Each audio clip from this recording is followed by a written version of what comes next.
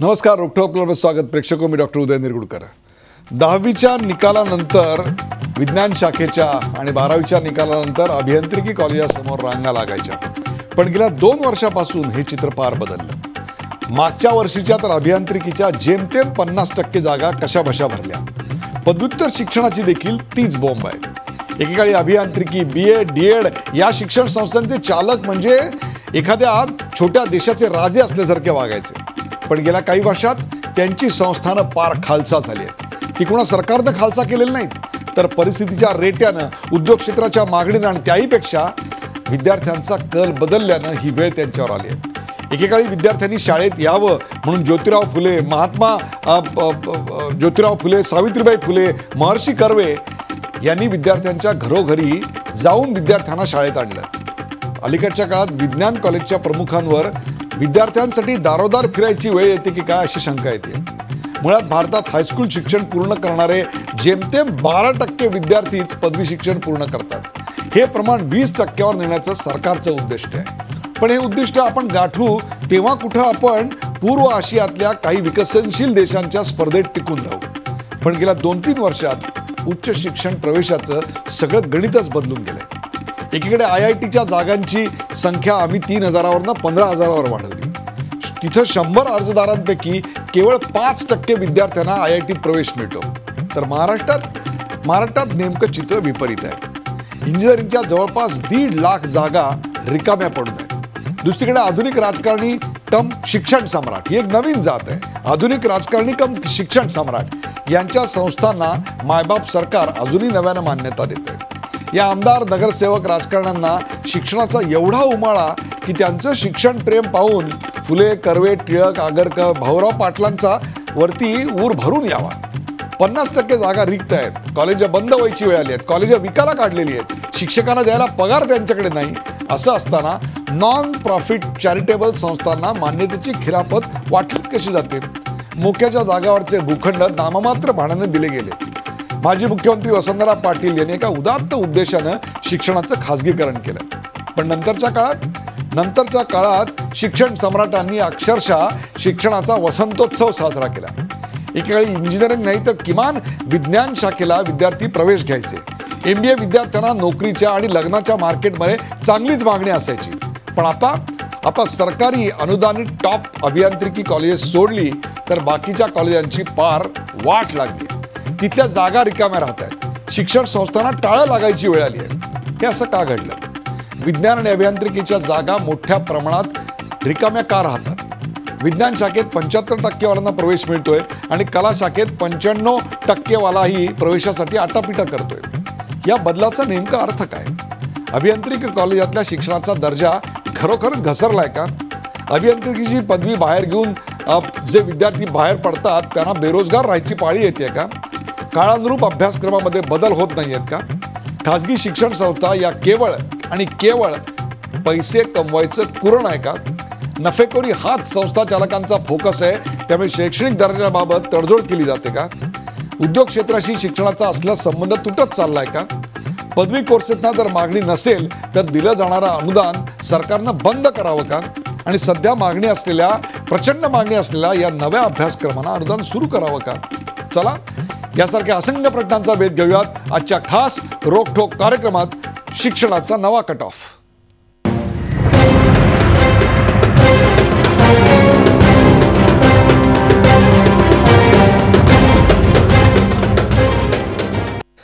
शिक्षणाचा नवा cut off. सुरुवातीला पाहूया या विषयावरचा एक खास रिपोर्ट.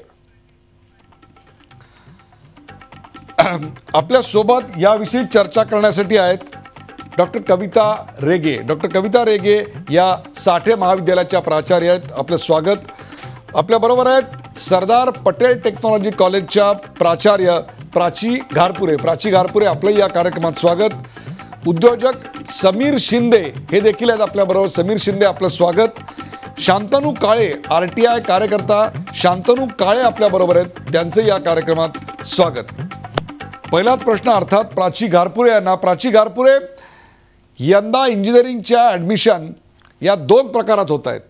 एक, जी सरकारी कॉलेज आहेत ती, आणि दुसरी शिक्षण सम्राटांनी, आमदारा खासदारांनी, नगरसेवकांनी चालू केलेली कॉलेज, अशी कॉलेज बंद पडत आहेत. तिकडे ॲडमिशन 50% रिक्त जात आहेत. आणि तुमच्यासारखं कॉलेज असेल, VZTI वगैरे असं कॉलेज असेल, इकडे मात्र आम्हाला प्रवेशासाठी मारामारी करावी लागते. एक चित्र विषण्ण दिसतंय.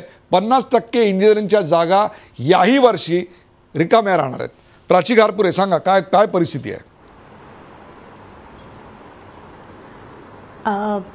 परिस्थिती म्हणायचं झालं तर कदाचित विषण्ण असण्याची शक्यता आहे. पण मी हे म्हणत नाही की सगळीच कॉलेजेस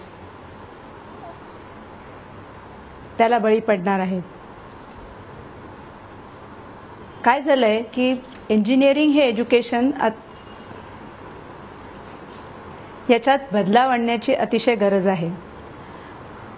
आणि होतंय काय की युनिव्हर्सिटी करिक्युलम जेव्हा त्याचा साथ देऊ शकत नाही त्या बदलावाचा, तर 4 वर्ष लाखो रुपये खर्च करून सुद्धा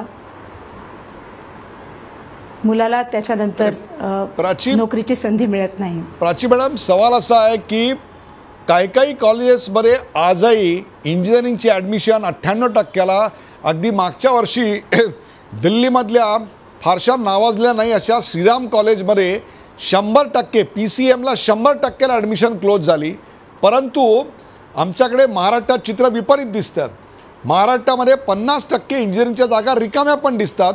त्याचबरोबर आपल्यासारख्या कॉलेजमध्ये इंजिनिअरिंगची जो कट ऑफ आहे तो काही फार खाली आलेला दिसत नाही. हे विषम चित्र का पुढे आलं? म्हणजे शिक्षण सम्राटांनी चालू केलेल्या कॉलेजमध्ये शिक्षण मिळत नाही हे पुन्हा एकदा समोर आलं. काय सांगाल? शिक्षण जसं हवंय तसं मिळत नाही, हे माझं म्हणण्याचा अर्थ आहे. इंजिनिअरिंग एज्युकेशन जे आम्ही गेल्या 10 वर्षात देत आलो आहोत, ते एज्युकेशन एक सिंगल डायमेन्शन पर्सन क्रिएट करत आहे. आणि प्रोफेशनल जेव्हा आपण म्हणतो की कोणीतरी प्रोफेशनल म्हणून बाहेर पडत आहे, तर ही पर्सनॅलिटी आता कंपन्यांना उपयुक्त नाही आणि म्हणून ते त्यांना नोकऱ्या देत नाही. तुम्ही जे श्रीराम कॉलेजचं नाव घेतलं ते एक लिबरल आर्ट्स आणि इकॉनॉमिक्स या विषयासाठीचं कॉलेज आहे. हे जे विषय आहेत हे इंजिनिअरिंगमध्ये काही अंशतः सामावून घेण्याची अतिशय गरज झाली आहे. म्हणजे ॲज अन इंजिनियर तो स्टुडंट एक कंप्लीट पर्सन होऊन बाहेर निघाला पाहिजे, हे माझं मत आहे. तर कारण शिक्षण मिळत नाही असं नाही, पण ज्या प्रकाराचं मिळायला हवं ते मिळत नाही. आपल्याबरोबर बाळासाहेब वाघ आहेत. बाळासाहेब वाघ हे इंजिनिअरिंग कॉलेज असोसिएशनचे अध्यक्ष आहेत. बाळासाहेब वाघ, आपलंही या कार्यक्रमात स्वागत. कविता रेगे, नेमकं काय होतं आहे? म्हणजे पूर्वी तुमच्याकडे सायन्सला प्रचंड मोठ्या प्रमाणात डिमांड असणार, सायन्सला रांगा लागायच्या, परंतु आज सायन्सची रांग कमी झाली आहे. आज DED BEd कॉलेजला तर टाळं ठोकायची पाळी आलेली आहे. पॉलिटेक्निक मराला टेकलेली आहेत, अशी परिस्थिती आहे. इंजिनिअरिंग कॉलेजची अवस्था देखील वेगळी नाही, परंतु आर्ट्सची डिमांड प्रचंड वाढली आहे. कॉमर्सलाही तेवढीच चलती आली आहे. काय घडतंय नेमकं? सर्वप्रथम प्राची म्हणाल्या तसं इंजिनिअरिंगची डिमांड कमी होण्याचं कारण ऑफकोर्स आपण म्हणतो तसं आणि बघतो 25% इंजिनियरच एम्प्लॉयबल आहेत, ही वस्तुस्थिती आहे. त्याचबरोबर प्युअर सायन्सकडे जाणारी संख्या तशीही पूर्वी कमीच होती, कारण इंजिनिअरिंग मेडिकलचा ऑप्शन सोडल्यानंतर मुलं इकडे वळत होती. त्यामुळे कमी पर्सेंटेजवाली मुलं सायन्सची ही इथे वळत होती. पण ह्यावर्षी आणखीनच जरा विदारक चित्र दिसतं आहे. आणि आर्ट्सकडे ओढा वाढला असेल तर आमच्या मते स्वागतार्ह याकरता आहे की ह्याचा अर्थ मुलांना त्या वेगवेगळ्या विषयांची आवड निर्माण होत आहे असं आम्ही समजतो, किंवा त्याच्यामधून त्यांना पुढे जॉब्स मिळू शकतील, किंवा they are becoming job ready आपण जे म्हणतो. जसं आत्ता प्राची मॅडम म्हणाल्या, त्यांना जे शिकायचं आहे ते कदाचित त्या करिक्युलममधून मिळत नसेल, त्या अभ्यासक्रमातून मिळत नसेल, तर आपण तो बदलणं आवश्यक आहे.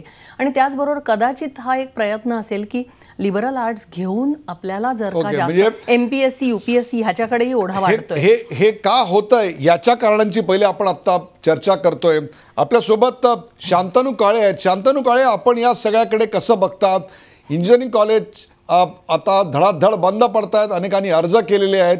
1980 या दशकामध्ये वसंतराव पाटील यांच्या एका धोरणानुसार हे सगळं चालू झालं होतं आणि त्यानंतर महाराष्ट्रातला प्रत्येक राजकारणी, आमदार, खासदार हा जणू काही टिळक आगरकर असल्यासारखा शिक्षणप्रेमी बनलेला होता आणि मग त्याचं शिक्षणप्रेम जसजसं आवक कमी झाली तसतसं त्याच्या शिक्षणप्रेमाची जावक देखील वाढली आणि आता तर त्यांना ती लायबिलिटी वाटू लागलेली आहे. आता हा खर्चाचा ताळेबंद काही जमेन असा झालेला आहे. शिक्षकांचे पगारसुद्धा काढण्या एवढे पैसे मिळत नाहीत. म्हणजे पूर्वी शिक्षकांना काही इमानीतबारे पगार मिळत नव्हते. सही एका गोष्टीवर आणि हातातले पैसे वेगळे हा प्रकार होता, तो सोडून द्या.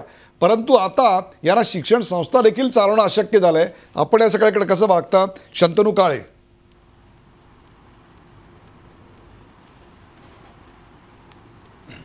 हां सर, असं आहे की तुम्ही जर एक साधी आकडेवारी बघितली तर यावेळी 3,76,000 लोक MST-CET मध्ये बसले. 2,84,000 लोक केमिस्ट्री, फिजिक्स आणि मॅथ्स घेऊन बसलेले आहेत. त्याच्यातले फक्त 9% लोकांना 100च्या वर मार्क्स आहेत आणि 1% लोकांना 150च्या वर मार्क्स आहेत. आणि फिजिक्स, केमिस्ट्री आणि मॅथ्सचा जर तुम्ही विचार केला तर फक्त 23,000 मुलांना 150च्या वर मार्क्स आहेत. त्याच्यामुळे येणारं रॉ मटेरियल काय आहे हे तुम्हाला एक पहिल्यांदा इथेच अंदाज येतो. दुसरी गोष्ट अशी की AICTE जी आहे, जे मेन काउन्सिल आहे भारताचं, त्यांनी जी ऑनलाईन सिस्टम अप्रूव्हल चालू केली इंजिनिअरिंगमध्ये, त्यामुळे झालं काय की कॉलेजनी आपापला सेल्फ अप्रायझल फॉर्म द्यायचा आणि कॉलेजमध्ये सगळे नॉर्म्स कंप्लीट झालेले आहेत असं सांगायचं आणि तसं ॲफिडेविट द्यायचं आणि AICTEनी त्यांची मान्यता देऊन टाकायची. आणि त्याच्यानंतर अजून एक मोठा प्रकार म्हणजे फर्स्ट शिफ्ट आणि सेकंड शिफ्ट अशी चालू केली गेली आणि या सर्वासाठी जे नॉर्म्स आहेत हे पाळले जातात आहेत असं शपथपत्र जेव्हा कॉलेजेसनी द्यायला सुरुवात केली आणि AICTEनी कुठलंही ते चेक नाही केलं, राज्याच्या DTनी ते काही चेक नाही केलं, त्याच्यामुळे या सगळ्या कॉलेजेसची भरमसाठ वाढ झाली. त्यांच्यावर कुठलाही काही त्यांच्यावर कंट्रोल राहिलेला नाही आहे आणि त्यामुळे जी काही सध्याची परिस्थिती उद्भवली त्याला हा एक मेन कारणीभूत घटक आहे. आणि यासाठी जो कोणी उभा राहील त्याला AICTE, राज्याचे DT कोणीही काहीही करत नाहीत. आणि आपण कितीही त्यांना सांगा की हे सगळं खोटं चाललेलं आहे. ऑन टॉप ऑफ इट UGCनी क्रेडिट सिस्टम इंट्रोड्यूस केली. क्रेडिट सिस्टममध्ये नाही, शांतनू काळे, याचं एक कारण असं आहे, काही वर्षापूर्वी AICTEच्या सन्माननीय अध्यक्षांना CBIनी अटक केली होती. ती काही देशसेवा केल्याबद्दल अटक केली नव्हती. ती कशाकरता अटक केली होती हे सगळ्यांना माहिती आहे. आपल्यालाही कल्पना असेल AICTEच्या अध्यक्षाला कशाकरता अटक झालेली होती. शिक्षण सम्राटांनी त्यांचे हात कसे ओले केले होते हे सगळं जग जाहीर आहे. त्याच्याचमुळे ही सगळी घसरण झाली. हो, पण त्यानंतरही परिस्थितीत काहीच बदल नाही झाला. आज ही परिस्थिती तीच आहे. आता इथे 2 मान्यवर प्राचार्य बसले आहेत. तुम्ही त्यांना विचारा की सरकारी अनुदानित कॉलेजेसचे पोस्ट ग्रॅज्युएशन कोर्स अनुदानित आहेत का? नाही आहेत ते अनुदानित. अनेक गोष्टी अशा आहेत की ज्या समोरासमोर सर्व कोर्सेस होत नाही. सर्व कोर्सेस अनुदानित आहेत, पण आता नवीन 2001 नंतरचे अनुदानित. शांतनू काळे, आपण हा विषय चर्चेला घेणार आहोत की जुने कोर्सेस फक्त अनुदानित आहेत. ज्या नवीन कोर्सला डिमांड आहे की ज्याची फी लाखांनी आहे तिथे मात्र अनुदान अजिबात नाही आहे. ज्या कोर्सला अजिबात डिमांड नाही आहे अशा कोर्सेसला आम्ही अनुदान देऊन ठेवलंय का, हा एक वेगळा प्रश्न आहे. ब्रेक नंतर मी तो विचारणार आहे. पण बाळासाहेब वाघ आपल्याकडे आहेत, इंजिनिअरिंग कॉलेज असोसिएशनचे अध्यक्ष आहेत, नाशिकहून आपल्या कार्यक्रमात बसत आहेत. बाळासाहेब वाघ, वसंतराव पाटील यांनी एका सर्वसामान्य माणसापर्यंत पोचावं आणि त्यावेळेला कॅपिटेशन फी भरून कर्नाटकामध्ये शिकायला जाणारी जी मुलं होती ती आपल्याचकडे शिकावी या उद्देशानं त्यांनी हे शिक्षणाचं खाजगीकरण केलं. काही सन्मान्य 2-4 अपवाद, यापेक्षा जास्त नाहीत बरं का, 2-4 अपवाद वगळले तर मग महाराष्ट्रातले सर्वच आमदार, खासदार, नगरसेवक आणि मग पक्षाचे पदाधिकारी हे सगळेच एकदम आमच्याकडे भाऊराव पाटील, महात्मा ज्योतिबा फुले, टिळक आगरकर झाले आणि शिक्षण प्रेमाचे खानदानी उमाळे त्यांच्याकडे पिढ्यानपिढ्या व्हायला लागले आणि मग त्यांच्या सांपत्तिक स्थितीत आणि राजकीय उठबशीतही फरक पडला. आता हे सगळं शिक्षणाचं त्यांचं जे प्रेम होतं ते प्रेम, आवक कमी झाली पैशाची, ॲडमिशन कमी झाल्या, त्यामुळे कमी झालं का? आता तरी मान्य करूया की हे धोरण जे एका उद्देशाने चालू केलं होतं ते 20 वर्षाच्या राजकारण्यांनी फक्त लुबाडण्याकरता वापरलं. बाळासाहेब वाघ आपले सदस्य असलेले अनेक इंजिनिअरिंग कॉलेजचे मालक, चालक, संचालक हे या भ्रष्टाचाराचे साक्षीदार आहेत. बोला. तसं म्हणण्याचं काही कारण नाही. सगळ्यात महत्त्वाचं लक्षात घेतलं पाहिजे, ह्या 25-30 वर्षात आपण प्राथमिक आणि सेकंडरी शाळेचं धोरण कसं ठरवलं. प्रत्येक वेळेस म्हणायचं की आम्हाला एक इंग्लिश नको, कधी इंग्लिश पाहिजे, कधी सेमी इंग्लिश पाहिजे. गेल्या 25-30 वर्षात प्रत्येकजण मिनिस्टर आला आणि त्यानं धोरणं बदलत गेलं आहे. आणि आता ह्या 10 वर्षात तुम्ही 10-12 वर्षात बघितलं असेल तर कोणालाच नापास करायचं नाही. म्हणजे जी हे पहिलीपासून तर 10वीपर्यंत ढकलगाडी आली, याला जबाबदार कोण आहे साहेब? बाळासाहेब वाघ, ढकलगाडी परीक्षाच ठेवायची नाही, काही करायचं नाही. बाळासाहेब वाघ, हां, बाळासाहेब परीक्षा वाघ, घ्यायचीच नाही. बाळासाहेब वाघ, इंजिनिअरिंग कॉलेजेस, बाळासाहेब वाघ गाईच्या गोठ्यांमध्ये, गुरांच्या गोठ्यांमध्ये, पत्र्याच्या शेडमध्ये इंजिनिअरिंग कॉलेजेस सुरू करणारे सन्माननीय सदस्य हे काय टिळक आगरकरांच्या तोडीचे होते असं म्हणायचंय का तुम्हाला? तुम्ही याचं पाप आणि खापर हे 10वी पर्यंत ढकलगाडीवर कशाला नेता? तुमचे जे सदस्य आहेत, जे राजकारणी आहेत, ज्या राजकारण्यांनी त्या शिक्षणाचा खेळ खंडोबा केलाय, का मान्य करत नाही आता? यांची कॉलेजेस बंद पडली, त्यांच्या जमिनी जप्त का करू नयेत सरकारने? हे म्हणणं चुकीचं आहे. खरं हे म्हणणं बरोबर नाही. खरं आजही त्यामुळे जे मुलं साऊथला जात होते, बाकीच्या ठिकाणी जात होते, महाराष्ट्रामध्ये जे पाटील साहेबांनी धोरण घेतलं वसंतराव दादांनी, आणि त्याच्यामुळेच आज महाराष्ट्रात जे तुम्हाला दिसतोय उच्च शिक्षणामध्ये, त्यामुळे तो टिकला त्या धोरणामुळे. बाळासाहेब वाघ, वसंतराव पाटील यांच्या धोरणाची चिकित्सा नाही आहे या ठिकाणी. बाळासाहेब वाघ, उगाच ट्विस्ट करू नका. हे वसंतराव पाटील यांच्या धोरणाची चिकित्सा करत नाही आहोत. त्या धोरणाची जी वासलात लावली राजकारण्यांनी, त्याची आपण चिकित्सा करतोय. लक्षात घ्या तुम्ही. तुमच्या कॉलेजेसमध्ये 50% जागा रिक्त राहतात. आज 31 कॉलेजेसनी बंद करायची मागणी स्वतःला केलेली आहे. ज्या कॉलेजेसमध्ये दर्जेदार शिक्षण दिलं जात नव्हतं त्याच ठिकाणी, लक्षात घ्या, त्याच ठिकाणी फक्त बंद आणि 50% जागा रिक्त आहेत. आता आपल्यासोबत प्राची घारपुरे आहेत, त्यांच्याकडे 50 सीट रिकाम्या राहत आहेत का? मग तुमच्याकडे असलेल्या खाजगी महाविद्यालयात का राहतात याचा विचार कधी करणार? लुबाडलाय तुम्ही महाराष्ट्राला, का मान्य करत नाही? अनेकांनी आपल्या जमिनी गहाण टाकल्या, मंगळसूत्र गहाण टाकली आणि फक्त तुमची घरं भरली आहेत, दुसरं काही नाही झालेलं महाराष्ट्रात. मग तुमच्या जागा रिकाम्या का राहतात? तुमचं विजेटीला जागा का रिकाम्या राहत नाहीत आणि तुमच्याकडे का जागा रिकाम्या राहतात? काय उत्तर द्याल? राहतात, त्याला कारणं भरपूर आहेत. एक लक्षात घ्या, 83 साली फक्त साऊथकडेच खाजगी शिक्षण होतं, पण नंतर आपल्या म्हणजे उत्तरेत, मग ते राजस्थान असो, गुजरात असो, MP असो, त्यावेळेस तिकडं नवीन आपल्यासारखे इंजिनिअरिंग कॉलेज नव्हते, म्हणून त्यावेळेस इथं सगळा रश होता आणि म्हणून तिकडची मुलं मोठ्या प्रमाणात महाराष्ट्रामध्ये येत होते. तुमची कॉलेज आता बंद का पडतायत? आपली मंडळी, आपले मुलं, बाळासाहेब वाघ, तुमची कॉलेज बंद का पडतायत? आता 50% कॉलेज बंद का पडतायत? एकीकडे IITला अजूनही 100 मुलांनी अप्लाय केल्यानंतर 5 मुलांना प्रवेश मिळतो. अजूनही 100 मुलांपैकी 5 मुलांना प्रवेश मिळतो.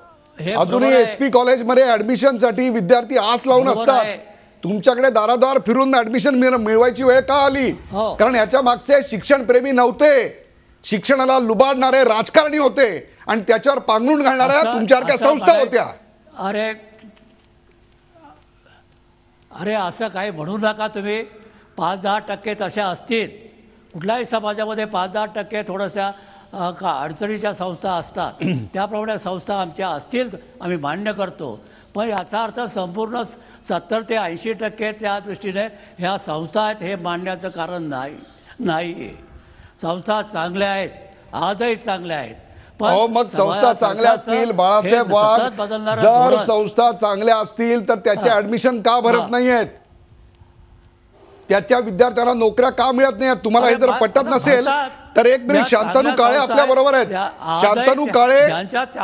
शांतनू काळे ज्या कॉलेजमध्ये 50% जागा रिकाम्या आहेत अशा कॉलेजच्या विद्यार्थ्याला आज इंडस्ट्री नोकरी देते का? शांतनू काळे तुम्ही सांगा, का तुम्ही विजेटीआय IITच्या मुलांना नोकरी देणार, NITच्या मुलांना नोकरी देणार का? ज्या कॉलेजमध्ये इंजिनिअरिंगच्या 50% जागा शांतनू काळे रिकाम्या आहेत, ज्याचे अध्यक्ष बाळासाहेब आहेत, अशा कॉलेजमधल्या मुलांना तुम्ही नोकरी द्याल? काय सांगाल तुम्ही शांतनू काळे? अरे आमच्याकडे ज्या चांगले मुलं आहेत त्या सर, या कॉलेजेस जे दावे करतात आमची की बुवा आमची एवढी कॅम्पस रिक्रुटमेंट झाली, हे ऊर बडवे खोटे दावे आहेत. यांच्यातल्या 5% मुलांनाही जॉब मिळत नाहीत. यांच्या कॉलेजचे प्राचार्य एकही लेक्चर घेत नाहीत. यांच्या कॉलेजमध्ये जे काही शिक्षक दाखवले जातात त्यांचे 8-8 महिन्याचे पगार थकलेले आहेत. यांच्या कॉलेजमध्ये सगळे नवीन शिक्षक असतात. अगदी 100% बरोबर आहे शांतनू काळे, तुम्ही जे म्हणताय ते 100% बरोबर आहे. हे शिक्षणाच्या खैबर खिंडीतले लुटारू आहेत. शिक्षणाच्या खैबर खिंडीतले लुटारू आहेत. आपल्यासोबत समीर शिंदे आहेत. समीर शिंदे, अशा कॉलेजमधल्या मुलांना एक तरी नोकरी मिळू शकते का? ही वस्तुस्थिती आहे. काय सांगाल तुम्ही? इंडस्ट्री यांना ऍक्सेप्ट करणार आहे का? जरा बाळासाहेब वाघांना सांगा काय चाललंय ते सगळ्याचं स्पष्टीकरण द्यायला बघतायत. डॉक्टर काय सांगाल समीर शिंदे?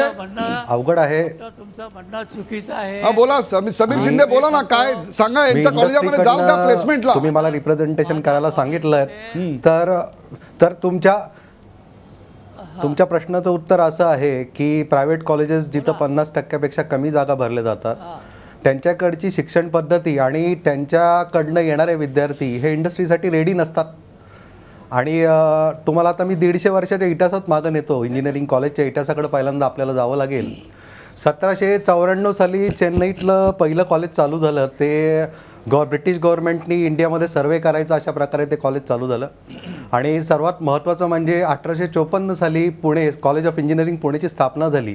महाराष्ट्राचं योगदान बघा, महाराष्ट्राचं महत्त्व बघा की किती वय. 1854 साली इंजिनिअरिंग कॉलेज स्थापन होतं.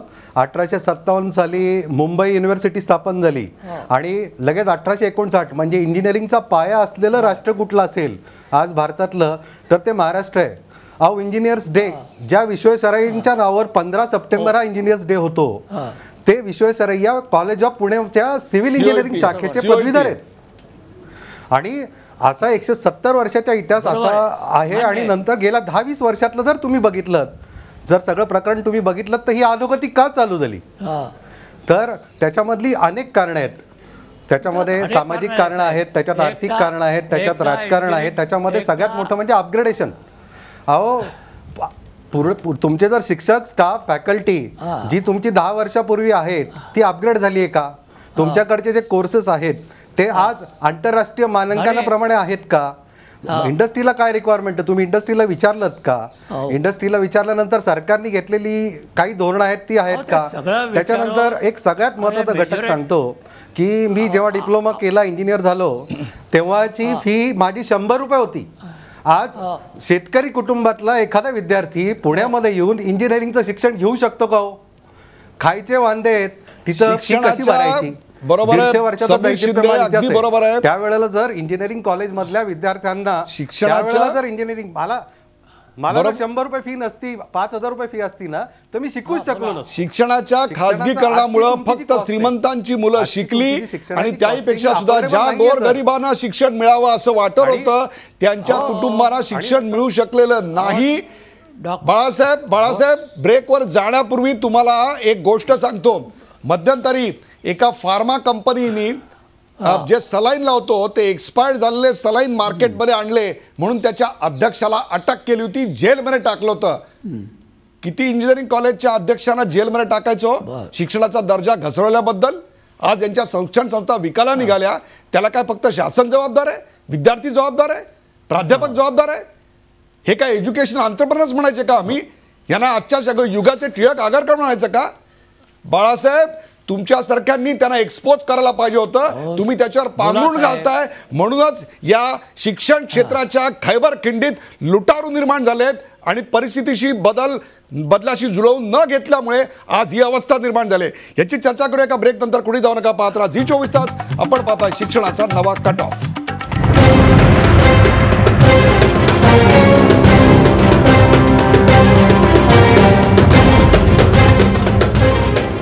शिक्षणाचा नवा कट ऑफ या विषयावर चर्चा करतो आपल्यासोबत डॉक्टर कविता रेगे, प्राची घारपुरे, समीर शिंदे, शांतनू काळे आणि बाळासाहेब वाघ आहेत. आपण जाऊया समीर शिंदे यांच्याकडे. समीर शिंदे, एक नवीन ट्रेंड आम्हाला दिसतोय, तो म्हणजे विज्ञान शाखेकडचा कल कमी होतोय, अभियांत्रिकीचा कल कमी होतोय आणि वाणिज्य आणि कला शाखेकडचा आणि लिबरल आर्ट्स ज्याला म्हणतो अशा प्रकारच्या शाखांकडचा विद्यार्थ्यांचा कल वाढलाय.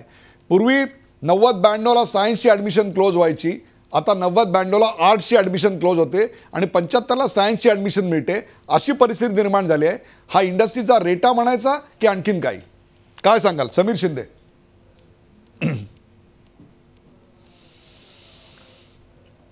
तुम्ही जर भारताच्या शिक्षणाचं बाजार मूल्य बघितलं तर ते साधारण आजच्या घडीला $100 बिलियन 65,000 कोटी रुपयाचा बाजार आहे तो. आणि 1980 नंतरच शिक्षणाकडं या बाजाराप्रकारेच बघितलं गेलं, एक उत्पादनाचं साधन किंवा प्रॉफिटचं साधन म्हणून बघितलं गेलं. बरं, पूर्ण व्यावसायिकतेने हा बाजार केला गेला नाही. म्हणजे तुमच्याकडनं बाहेर पडणारे जे प्रोडक्ट आहेत, तो जर तुम्हाला इतकी फी देत असेल प्रायव्हेट कॉलेजमध्ये येऊन, तर तुम्ही त्याला किती गुणवत्तापूर्ण आणि किती अपडेटेड इंडस्ट्रीचं शिक्षण देता की ज्यायोगे त्या प्रोडक्टला बाहेर आल्यानंतर इंडस्ट्री त्याच्या सन्मानाइतकं पेमेंट त्याला देऊ शकेल. तर अशा प्रकारे त्याच्याकडे बघितलंच गेलं नाही आणि एक शॉर्टकट प्रकारे बघून एखादी बिल्डिंग उभारायची, 2-4 लॅब आणायच्या आणि अशा प्रकारची इंजिनिअरिंग कॉलेज तयार झाली. ह्या प्रायव्हेट इंजिनिअरिंग कॉलेजच्या रेट्यामुळं सरकारी इंजिनिअरिंग कॉलेजची फीसुद्धा इतकी वाढवून ठेवली की यांची फी जस्टिफिकेबल वाटावी. आणि ह्या सगळ्या गोंधळात हा गोंधळ चालू होता. सुरुवातीची काही वर्ष नफा मिळतो, पण इंडस्ट्री जर तुम्हाला चालवायची असेल तुम्हाला मार्केटबरोबर राहावं लागतं. यातल्या 80% कॉलेजेसला ते जमलं नाही, ते काय मार्केटबरोबर राहिले नाहीत आणि आज आपली बिल्डिंग रिअल इस्टेट टिकवायची, अस्तित्व टिकवायचं म्हणून ती धडपड चालू आहे. इंडस्ट्रीच्या बाबतीत म्हणाल तर आजही भारतातली इंजिनिअरिंग कॉलेज आणि भारतातली इंडस्ट्री किंवा जगभराची इंडस्ट्री, आता आपल्याला जगभराकडे बघितलं पाहिजे तर इथनं बाहेर पडणारा विद्यार्थी हा रेडी आहे का हो त्या इंडस्ट्रीमध्ये? तर ते तसं नसतं. माझ्यापासून मी सुरुवात केलेली आहे. आम्हाला इंडस्ट्रीत जाऊन परत इंडक्शन ट्रेनिंग घ्यावं लागतं, वेगवेगळ्या प्रकारची ट्रेनिंग घ्यावी लागते आणि आता तर अपग्रेड व्हावं लागतं. तर सुरुवातीची जसं मी सांगितलं, डॉक्टर विश्वेश्वरय्यांचं कर्तृत्व, डॉक्टर सतीश धवन आणि ह्या इतका दैदिप्यमान वारसा असलेली ही इंडस्ट्री, इतका दैदिप्यमान वारसा असलेलं इंजिनिअरिंग मागं पडण्याची माझ्या मते अनेक कारणं आहेत. जसं तुम्हाला पहिल्यांदा सांगितलं की जो खरा इंजिनियर आहे त्याला शहरात येऊन, म्हणजे ज्याला इंजिनियर व्हायचं आवड आहे, तर त्याच्याकडे पैसे नाही आहेत. ज्याच्याकडे पैसे आहेत तर त्याला मिळणारं शिक्षण असं आहे की त्याला असं वाटत नाही की नाही आता नको मला, आता तर माहिती तंत्रज्ञानाचं युग आहे, तो अमेरिकेतला कुठल्या तरी युनिव्हर्सिटीकडे जातो, तिथल्या प्रकारच्या शिक्षणाचं हे बघतो आणि इथं कम्पेअर करतो. कम्पेअर केल्यानंतर त्याला असं लक्षात येतं, अरे मी तिथं जाऊन शिकलो तर स्वस्त आहे. म्हणजे वैद्यकीय शिक्षणाच्या बाबतीत म्हणाल तर तुम्ही रशियात जाऊन जर वैद्यकीय शिक्षण घेतलं तर ते भारतापेक्षा स्वस्त आहे. म्हणजे एका बाजूला तुमच्याकडं इंडस्ट्रीचं आव्हान आहे, एका बाजूला तुमच्याकडं ते शिक्षण त्याच खर्चात आणि त्याच गुणवत्तेला द्यायचं आव्हान आहे. आणि कुठंतरी ही इंडस्ट्री सरकारी किंवा प्रायव्हेट उद्योजक किंवा ह्याच्यामधनं गोंधळाच्या वातावरणात आहे. अशा गोंधळाच्या वातावरणात विद्यार्थ्यासमोर पर्याय काय उरतो की अरे माझ्या ओळखीचे 10 इंजिनियर्स होते, इथनं गेलेत, पैसे भरलेत, काही कर्ज काढली, इंजिनियर झालेत आणि पगार किती किंवा नोकरी किती? तर नोकरी नाही आहे. 60% एम्प्लॉयमेंट जेव्हा तुम्ही म्हणतो 15 लाख इंजिनियर्स, तर 1 लाख लोकांना नोकरी मिळते, त्यातल्या किती लोकांना सन्मानदायक पगार मिळतो? अशी वेळ आहे. तर कुठं ना कुठं या इंडस्ट्रीला, शिक्षणाच्या इंडस्ट्रीला, सरकारला याच्यामध्ये आमूलाग्र धोरणात बदल करणं खूप गरजेचं आहे. हे मोर इंडस्ट्री रिलेटेड, मोर टार्गेट ओरिएंटेड, म्हणजे बरोबर आहे. अगदी दोन प्राचार्य, दोन विद्वान प्राचार्य आपल्या बरोबर आहेत. त्यांना प्रश्न विचारायचा आहे की ज्या कोर्सेस करता सरकार अनुदान देतं त्या कोर्सेसला आता डिमांड राहिलेली नाही आहे, परंतु BMM, BF, BMS, BBM यांना प्रचंड मोठ्या प्रमाणावर कविता रेगे डिमांड आलेली आहे, परंतु त्याच्या फीज आम्हाला परवडणाऱ्या नाही आहेत. मग सरकारने या कोर्सेस करता अनुदान चालू करावं की नाही? आपलं काय म्हणणं आहे? हे जे कोर्सेस आहेत आपण कॉमर्स रिलेटेड मोस्टली बघितले, कारण BAF आणखीन BBI वगैरे फायनान्शियल मार्केट्स, हे कोर्सेस तुम्ही म्हणता तितके महाग नाही आहेत आजच्या घडीला, म्हणजे 25,000 पर्यंतची फी आहे वार्षिक. पण त्या कोर्सनंतर जॉब मिळण्याची शक्यता जास्त वाढते नुसतं BCom करण्यापेक्षा, म्हणून मुलं तिथे जात आहेत. आणि थोडंसं ग्लॅमरही असतं. जो कोर्स एखादा जास्त पैसे देऊन कदाचित, आता समाजाची धारणा आहे तशी, बीएससी करण्यापेक्षा मुलं बीएससी बायोटेक्नॉलॉजीला जात आहेत. करेक्ट. पण त्यानंतर परत जॉबची परिस्थिती काय आहे हे न बघता तो एक वेगळा कोर्स आहे म्हणून जात आहेत. खरं मला वाटत नाही कोणी होमवर्क करून जात आहे कुठल्याही कोर्सला जाताना. त्याचं पुढचं, पहिली गोष्ट मी सातत्याने सांगत आले की मुलांना जे आवडतं ते त्यांनी घ्यावं. आईवडिलांनी सांगितलं किंवा आईवडिलांची अपुरी स्वप्न पूर्ण करणे वगैरे न हा एक वेगळा मुद्दा आहे. परंतु आता या क्षणाला हा जो ट्रेंड बदललेला आहे तो फार इंटरेस्टिंग आहे. इंटरेस्टिंग म्हणजे मी असंच एवढंच म्हणेन की कॉम्पिटिटिव्ह एक्झाम्सना बसण्याची तयारी मुलं करतायत का. जेव्हा मी हा आर्ट्सचा ट्रेंड जेव्हा बघतोय, सायकोलॉजी हा एक विषय अत्यंत पॉप्युलर होताना दिसतोय, म्हणजे BA हा कोर्समधला. त्याचबरोबर UPSC MPSCला बसण्याचं प्रमाण महाराष्ट्रामध्ये वाढताना दिसतं आहे. मुंबईत सुद्धा तो टक्का वाढतोय असं मी म्हणेन. तर त्या दृष्टीने मुलं तयारी करतायत का असं आम्ही आत्ता विचार करतोय. म्हणजे प्युअर सायन्स घेण्यापेक्षा त्यांनी जास्त स्कोप वाढेल. याच प्रश्नाकडे मी काही क्षणात येतोय, परंतु एक छोटासा प्रश्न प्राची गारपुरे ना. प्राची गारपुरे, डिप्लोमा इंजिनिअरिंगची अवस्था अतिशय भयानक आहे. अनेक कॉलेजेसमधल्या नुसत्या जागा फक्त रिकाम्या नाही आहेत, तर जे डिप्लोमा इंजिनियर बाहेर पडतायत त्यांना नोकऱ्या मिळत नाहीत. म्हणजे इंजिनियर तर नाहीच नाही, परंतु डिप्लोमाची अवस्था आणखीन भीषण आहे. याच वास्तवामुळे की काय डिप्लोमाला आता विद्यार्थी मिळेनासे झालेले आहेत, काय सांगा? म्हणणं बरोबर आहे. डिप्लोमा कॉलेज सुरू करण्याचा उद्देशच होता की एक वेगळ्या स्तराची वर्कफोर्स तयार करणं, जे मॅन्युफॅक्चरिंग सेक्टरमध्ये ब्लू कॉलर्ड वर्कर म्हणून काम करू शकतील. आपल्या इथे आता एक तर तशा नोकऱ्या अतिशय कमी झालेल्या आहे आणि मुलांचा असा कल झाला की 10वी नंतर डिप्लोमाला ॲडमिशन मिळणं सोपं आहे आणि मग डिप्लोमा ॲडमिशन झाल्यावर डायरेक्ट सेकंड इयर इंजिनिअरिंगला ॲडमिशन जास्ती सोपं आहे. आणि ह्यामुळे डिप्लोमाच्या नंबरमध्ये भरमसाठ वृद्धी झाली. डिप्लोमा होल्डर्स एवढे नकोच आहेत आपल्या इथे. जितकी आपली इंडस्ट्री आहे तेवढेच डिप्लोमा होल्डर्स हवे. करेक्ट. पण हा एक साईड वे इंजिनिअरिंग ॲडमिशनला आहे असं प्रचलित केलं गेल्यामुळे डिप्लोमा सीट वाढल्या आणि म्हणूनच आता त्यांना विद्यार्थी मिळत नाही.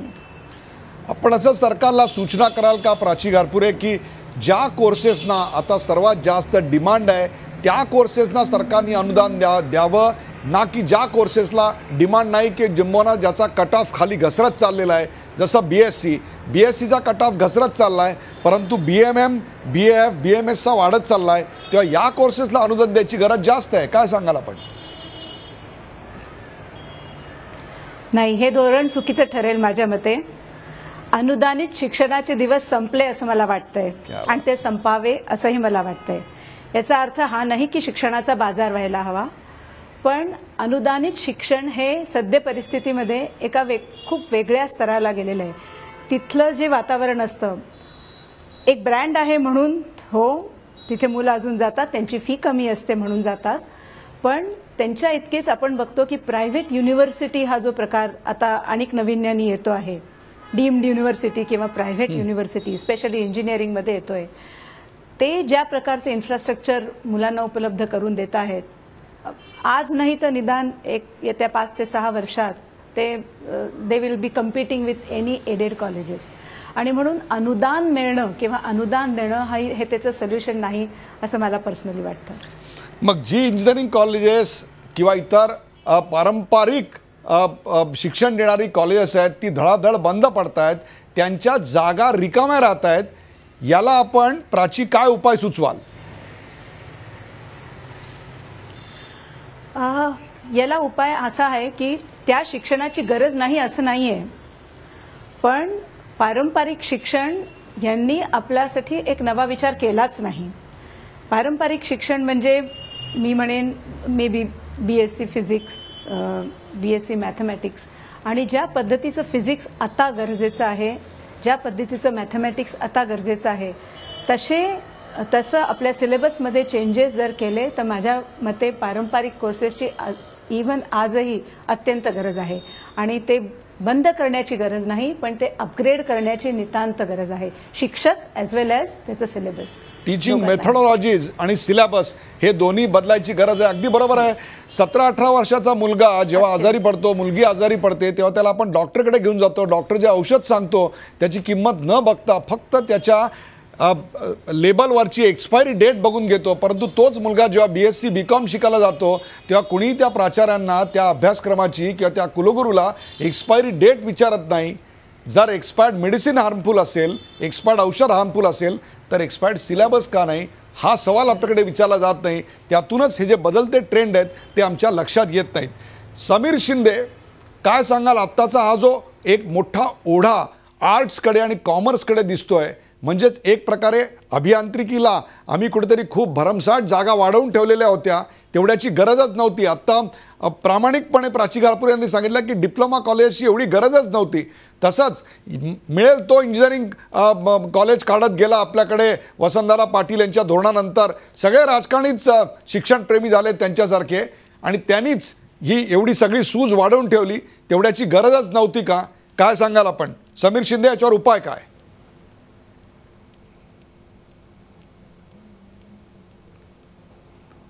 तुमचा प्रश्न एकदम बरोबर आहे आणि त्याला या दोन्ही प्राचार्यांनी दिलेलं उत्तर आणि अनेक त्याला इतर कारणं आहेत. मुळात भारताची लोकसंख्या, या लोकसंख्येवर तुम्हाला कुठंतरी बोलावं लागेल आणि मग त्या लोकसंख्येच्या आधारावर तुमच्याकडं 24 वयोगटातल्या जवळजवळ 40% प्रमाण आहे 24 वयोगटाच्या खाली. आणि मग इंडस्ट्री त्याच्याकडे बघताना एक एज्युकेशन इंडस्ट्री म्हणूनच बघते की एवढ्या लोकांना शिक्षण पाहिजे, मग तो कुठं इंजिनिअरिंगमध्ये घेईल, कुठं आर्ट्समध्ये घेईल, कुठं सायन्समध्ये घेईल. आणि त्या प्रकारे ही व्यावसायिक कॉलेजेस तयार झाली. त्यांनी त्यांच्या फीज सुरुवातीला मर्यादित ठेवल्या, तोपर्यंत ते चालत होतं. पण आता त्यांच्या फीज, तिथं राहण्याचा खर्च आणि त्यातनं मिळणारं शिक्षण याचा ताळमेळ बसत नाही. त्यामुळे तो जो काही त्यांचा कस्टमर विद्यार्थी आहे त्याच्या मनात असेल तर तो काही वेळा शिक्षण घेऊ शकत नाही, कारण त्याची ती कॅपॅसिटी नसते. ज्याची कॅपॅसिटी असते तो हा विचार करतो की याच्यापेक्षा मी UPSC MPSCला जातो, कॉम्पिटिटिव्ह एक्झाममध्ये माझ्याकडं चांगलं करिअर आहे. डिप्लोमाच्या बाबतीत म्हणाल तर तीच परिस्थिती आहे की डिप्लोमा हा खूप गरजेचा आहे. रुरल एरियातनं येणाऱ्या विद्यार्थ्यांसाठी तो एक जीवदान योजना ठरू शकते. पण 50,000 रुपये फी हा कुठला रुरल एरियातला मुलगा भरेल आणि डिप्लोमा होईल? आणि त्याचप्रमाणे शहरातला मुलगा जेव्हा विचार करतो की मी 50,000 रुपये भरून हे जे शिक्षण घेतोय तर त्याची खरंच तेवढी व्हॅल्यू आहे का?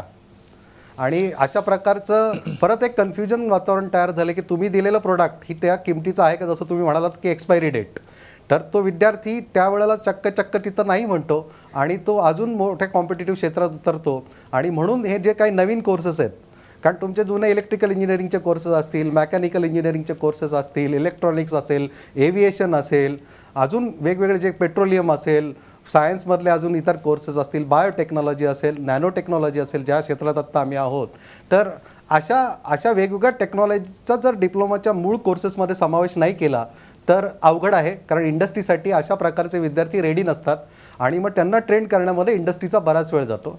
त्यापेक्षा इंडस्ट्री ITI विद्यार्थ्यांना घेते की जे डायरेक्ट मशीन्सवर काम करू शकतात आणि त्यांना अपग्रेड करण्याचा प्रयत्न करतात. आपण अपग्रेडेशन हा एक तुम्ही मार्ग सांगताय, परंतु शांतनू काळे, हा अपग्रेडेशन आहे तर आर्ट्सला पण लागू आहे, तसंच ते सायन्सला देखील लागू आहे, त्याचा उल्लेख आत्ता समीरजींनी केला. परंतु जो ओढा बदललेला दिसतोय, मुलं अधिकाधिक बोल्डपणे आर्ट्स आणि कॉमर्सचा विचार करतायत. 90-95% मिळालेला मुलगा पूर्वी फक्त सायन्सचा घोषा लावायचा, एक 2-4 मुलं 50तली आर्ट्स किंवा कॉमर्स म्हणायची. पण आज चित्र बदललेलं दिसतंय. या बदलाकडे आपण कशाचा रिझल्ट म्हणून पाहता? हा बदल कशामुळे झाला असं वाटतं आपल्याला, आणि हे कशाचं निदर्शक आहे? इंडस्ट्रीची डिमांड बदलली, मुलांचा कल बदलला का शिक्षणाचा दर्जा अभियांत्रिकीचा घटत गेला, त्याचा हा परिणाम आहे?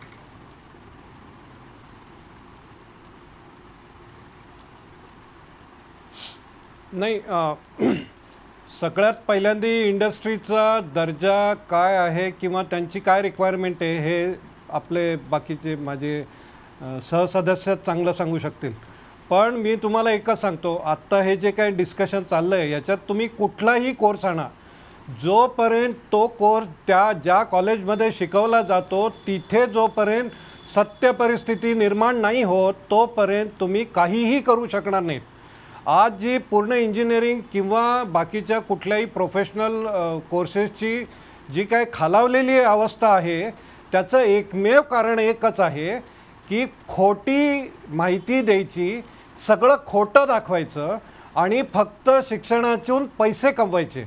आपल्या या पॅनलमध्ये काही प्राचार्य आहेत, त्यांना मला एक साधा प्रश्न विचारायचा आहे की त्या स्वतः कितीतरी कमिटीवर गेल्या असतील. म्हणणं आहे की तुम्ही काहीही चालू करा, जर त्या कॉलेजमध्ये खोटं काही असेल, इन्फ्रास्ट्रक्चर फक्त वरवर दाखवायला असेल, कॉलेज हे शिकवण्यासाठी असतं. कुठलंही हॉस्पिटलमध्ये पेशंट बरा होऊन घरी जायला पाहिजे, तोच वकील चांगला असतो जो तुम्हाला सोडवेल. तसं शिक्षणाचा मूळ उद्देश हा विद्यार्थ्यांचा दर्जा वाढावा एवढ्याकरता असतो आणि तोच मूळ उद्देश आज त्याला हरताळ फासला जातोय. एक शेवटचा प्रश्न घेऊन बाळासाहेब वाघ यांच्याकडे. बाळासाहेब वाघ, मला 100% खात्री आहे आपण म्हणणार की आपले जी बंद पडत चालल्यात कॉलेज तिथे देखील शिक्षणाचा दर्जा उत्तम होता असं देखील आपण सांगाल, परंतु कुठेतरी आता आत्मचिंतनाची, आत्मपरीक्षणाची गरज या खाजगी विद्यालयांना आहे असं वाटत नाही आपल्याला की आपल्याकडचा बाजार घटला आणि दुसरीकडचा बाजार वाढला?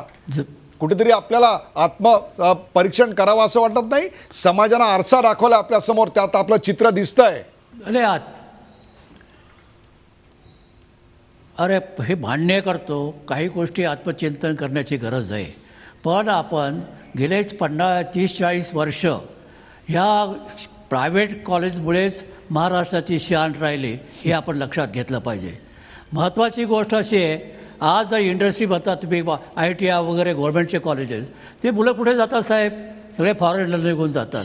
आजचा जो इंडस्ट्रीचा कणा आहे ह्या प्रायव्हेटमधून गेलेले जे मुलं शिकलेत, जे आमच्यातून, तेच मुलांचा आज गाडा चालवत आहेत. ITI आणि तुमचे इंजिनिअरिंग कॉलेज किंवा COPचे चालवत नाही भारत, चालवतो कोण? तर प्रायव्हेटचे ग्रॅज्युएट चालवतात. हे आधी तुम्ही समजून घेतलं पाहिजे. तुम्ही फक्त प्रश्नाचा भडाभार करता आणि आमचं काय म्हणणं आहे ते ऐकूनच घ्यायला तयार नाही. आणि प्रत्येक गोष्ट आम्ही पिंजऱ्यात उभं आहोत अशा थाटाने तुम्ही बोलतात, हे बरोबर नाही.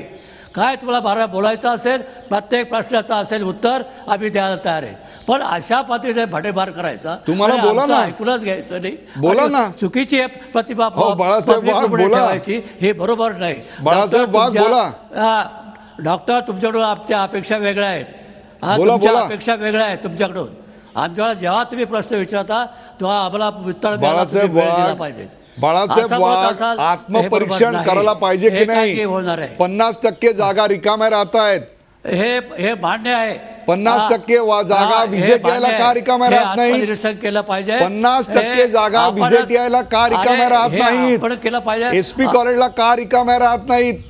खाजगी महाविद्यालयातच का रिकाम्या राहत आहेत? अरे व्हिजिट याला जाणारे मुलं, जाणारे फॉरेनला जातात साहेब, अमेरिकेत जातात, USA जातात, ऑस्ट्रेलियात जातात. ते इथं थांबत नाही. थांबणारे आमचे लोक आहेत, आमचे पोरं आहेत, आमच्या कॉलेजमधून बाहेर पडलेले.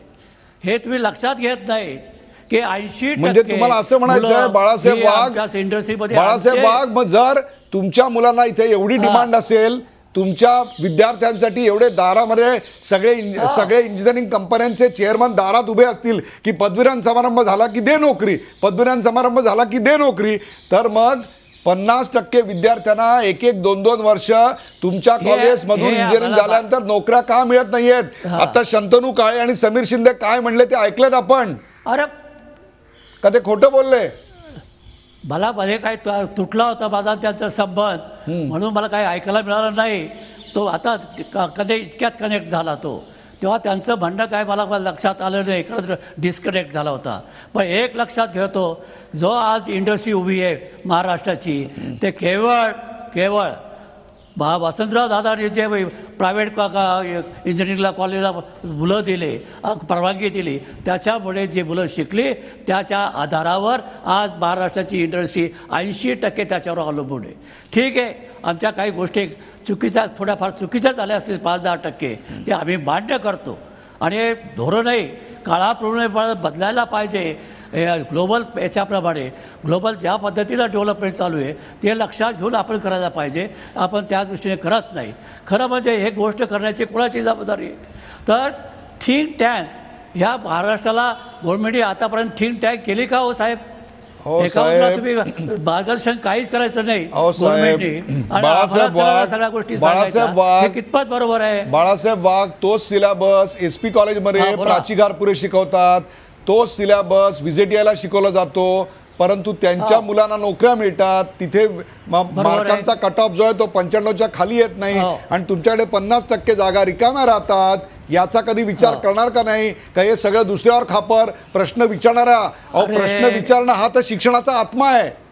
प्रश्न विचारणं हा तर शिक्षणाचा आत्मा आहे, तोच तुम्ही आता किल करताय. आम्ही तेच कारण म्हणताय. तुमच्या व्यवस्थेमध्ये हो, प्रश्न जरूर विचारायचे आहे. नाहीत, प्रश्न कारण तुम्ही विचारला सगळे पाहिजे, सर्वे सर्वा. याच्याबद्दल त्याच्यामुळेच ही दुमत अवस्था नाही. निर्माण झाली बाळासाहेब. दु- प्रेक्षको, अरे, शिक्षणाचा नवा कट ऑफ या विषयावरची गंभीर शैक्षणिक चर्चा आपण पाहिलीत. लाखो रुपये खर्च करून विद्यार्थी अभियांत्रिकीचं शिक्षण घेतात, पण त्यांना म्हणाव्या तशा चांगल्या नोकऱ्या मिळत नाहीत. त्यामुळं इंजिनिअरिंगच्या शिक्षण पद्धतीत सुधार करण्याची गरज आहे, असं मत प्राची घारपुरे यांनी व्यक्त केलं. व्यावसायिक कंपन्यांना अत्यंत उपयुक्त असं अभियांत्रिकी शिक्षण दिलंच जात नाही, असाही मुद्दा त्यांनी मांडला. त्यांच्याच मुद्द्याला पाठिंबा देताना आज मी तिला 25% इंजिनियर्स बेरोजगार आहेत याकडे डॉक्टर कविता रेगे यांनी लक्ष वेधलं. सध्या लिबरल आर्ट कोर्सेसना चांगली मागणी आहे असं सांगतानाच केवळ जुन्याच कोर्सेसना सरकार अनुदान देतं, नव्या कोर्सेसना अजून अनुदान मिळत नाही याकडे देखील त्यांनी लक्ष वेधलं. राज्य सरकार तसंच AICTE कोणतीही तपासणी न करता सरसकट नवीन शिक्षण संस्थांना मान्यता देतं. शिक्षण संस्थांनी शपथपत्रात केलेले दावे खरे नसतात, ते तपासले जात नाहीत. मध्यंतरी AICTEच्या अध्यक्षांनाच अटक झाली होती, मात्र त्यानंतरही परिस्थिती बदलली नाही. हे सगळं वास्तव RTI कार्यकर्ते शंतनू काळे यांनी स्पष्ट केलं. शिक्षण सम्राटांच्या कॉलेजमध्ये कशी बजबजपुरी माजली आहे याकडे इंजिनिअरिंग कॉलेज असोसिएशनचे अध्यक्ष बाळासाहेब वाघ यांचं लक्ष वेधण्याचा प्रयत्न मी केला, पण केवळ 5-10 संस्थांमध्ये असंच प्रकार चालतायत असं म्हणून या प्रश्नाला त्यांनी बगल दिली. बाकीचे कॉलेजेस चांगली आहेत अशा शब्दात त्यांनी पांघरून घालायचा प्रयत्न केला, पण मग 50% जागा रिकाम्या का याचं उत्तर त्यांना देता आलं नाही. महाराष्ट्र हा इंजिनिअरिंगचा पाया आहे, पण संस्थांनी गेल्या 10 वर्षात स्वतःमध्ये सुधारणा केलेली नाही. उद्योगाला नेमकं काय हवंय याची साधी विचारणा देखील केली नाही. सध्याची फी पाहिली तर सामान्य शेतकऱ्याच्या मुलांना ती परवडणारी आहे का? या सगळ्या त्रुटीवर उद्योजक समीर शिंदे यांनी नेमकेपणानं बोट ठेवलं. प्रेक्षको, इंजिनिअरिंग आणि विज्ञान शाखेच्या कॉलेजमधल्या जागा नेमक्या का रिकाम्या राहतात याचा आता गांभीर्यानं विचार करायची वेळ आली आहे. केवळ नफेखोरीसाठी शिक्षण संस्था न चालवता शिक्षण दर्जेदार रीतीनं देण्याकरता संस्था काढल्या पाहिजेत. डबघाईला आलेल्या संस्थांनी स्वतःच्या कारभारात सुधारणा करायला हवी, आणि ते काम अशा असोसिएशनचं आहे. सरकारनं शिक्षण संस्थांची भरमसाठ खिरापत वाटण्याऐवजी चांगला शैक्षणिक दर्जा आणि पायाभूत सुविधा असणाऱ्यांनाच मान्यता द्यायला हवी. काळानुरूप उच्च शिक्षण आणि त्याचे अभ्यासक्रम आणि शिकवण्याच्या पद्धती यामध्ये बदल केला तरच हे सध्याचं विदारक चित्र बदलू शकेल. अन्यथा 10+2+3 हा 2+3चा पंचवार्षिक अभ्यासक्रम विद्यार्थ्याला काही फारसं देतोय असं चित्र दिसत नाहीये. काळ बदलला, आता सायन्सच्या ऐवजी मुलं आर्ट्स निवडू लागली, ही देखील एक चांगली बाब आहे. या बदलत्या शैक्षणिक ट्रेंडचा कुठेतरी एक लेखाजोखा मांडावा म्हणून या 5 मान्यवरांना बोललो होतं. त्यांच्या सहभागाबद्दल आभार. ताज्या बातम्यांसाठी पाहत राहा झी24 तास. राहा एक पाऊल पुढे.